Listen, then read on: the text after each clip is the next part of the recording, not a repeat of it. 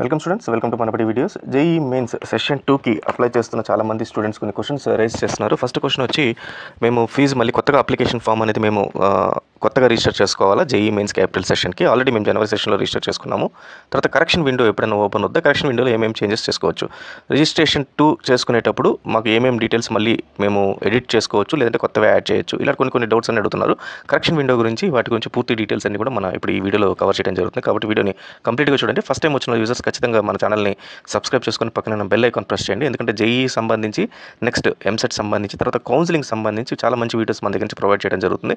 So last year మన videos చూసి చాలామంది మంచి కాలేజెస్లో సీట్స్ కూడా అచీవ్ చేయడం జరిగింది. కాబట్టి మన ఛానల్ అయితే ఖచ్చితంగా సబ్స్క్రైబ్ చేసుకోండి. అలాగే టెలిగ్రామ్ ఛానల్ మనబడి ఇంటర్ అని చెప్పి ఉంటుంది, దాన్ని డిస్క్రిప్షన్లో దాన్ని లింక్ ఇస్తాను. దాన్ని కూడా మీరు ఫాలో అయితే ఇలాంటి ఏదైనా యూస్ఫుల్ ఇన్ఫర్మేషన్ వస్తే దాంట్లోంచి పుష్ చేస్తాను. కాబట్టి మీకు నోటిఫికేషన్ వస్తే ఏది మిస్ అవ్వరు, ఇట్లాంటి వీడియోస్ కానీ ఇన్ఫర్మేషన్ కానీ. So fine students, so JEE means session 2 already start అయిపోయింది. ఫిబ్రవరి 2 నుంచి మనకు స్టార్ట్ అయిపోయింది. చాలామంది కూడా రిజిస్టర్ చేసుకున్నారు.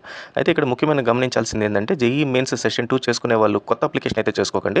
పాతది ఆల్రెడీ జనవరి సెషన్లో ఏదైతే మీ అప్లికేషన్ ఉందో అదే అప్లికేషన్ నెంబర్తో మీరు లాగిన్ అయ్యి చేసుకోండి. దెన్ అక్కడికి వెళ్ళిన తర్వాత ఏ డీటెయిల్స్ ఎడిట్ చేసుకోవచ్చు అంటే, మీ మోడ్ ఆఫ్ ఎగ్జామినేషన్ ఎడిట్ చేసుకోవచ్చు. తర్వాత మీ మీడియం అంటే మోడ్ ఆఫ్ ఎగ్జామినేషన్ అంటే బీటెక్ లేకపోతే బీఏ, బీ ప్లానింగ్ అని, medium of examination English, Hindi, Telugu అని, లేకపోతే state code of eligibility A state నుంచి చేస్తున్నారని, సిటీ ఫర్ సెషన్ 2 అంటే ఇంతకుముందు వేరే సిటీ పెట్టుంటే ఇప్పుడు వేరే సిటీని మార్చుకోవచ్చు. అలాగే ఎడ్యుకేషనల్ క్వాలిఫికేషన్స్ మార్చుకోవచ్చు. తర్వాత ఎగ్జామినేషన్ ఫీ అనేది ఏదన్నా మీరు లాస్ట్ టైం ఫస్ట్ ఎగ్జామినేషన్కి కట్టి జనవరి సెషన్కి ఏప్రిల్ సెషన్ కట్టకపోతే ఎక్స్ట్రా ఫీజు అయితే కట్టడానికి అయితే అవకాశం ఉంది. సో ఎక్స్ట్రా ఫీజు వచ్చి 1000 రూపీస్ ఉంటుంది. సో ఆల్రెడీ మీరు 2000 కట్టిన వాళ్ళు జనవరి సెషన్లో ఇప్పుడు ఎక్స్ట్రా ఫీ అయితే కట్టాల్సిన అవసరం లేదు. అండ్ ముఖ్యంగా గమనించాల్సింది ఏంటంటే, కొత్త అప్లికేషన్ అయితే మాత్రం వేయకండి. ఎగ్జిస్టింగ్ ఉన్న అప్లికేషన్ ఏదైతే ఉంటుందో అదే అప్లికేషన్ నెంబర్తో వాటితో మీరు లాగిన్ అవ్వండి.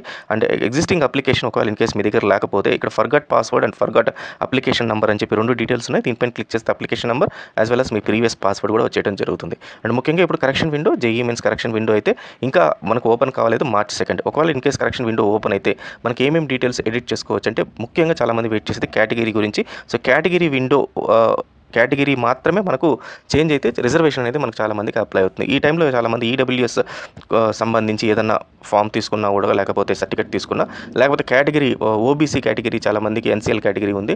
అది సెంట్రల్ కేటగిరీ ప్లస్ మన ఏపీ అండ్ తెలంగాణ కేటగిరీ డిఫరెంట్గా ఉంటుంది. సో ఫస్ట్ టైంలో ఎవరైనా మిస్ అయిన వాళ్ళు ఈసారి ఒకసారి ఓబీసీ కేటగిరీ ఏదైతే ఉంటుందో సెంట్రల్ ఫార్మాట్, ఆ ఫార్మాట్లో చెక్ చేసుకొని దానికి తగ్గట్టుగా మీ కేటగిరీ దాంట్లో ఉందా లేదా అనేది కూడా చూసుకోండి.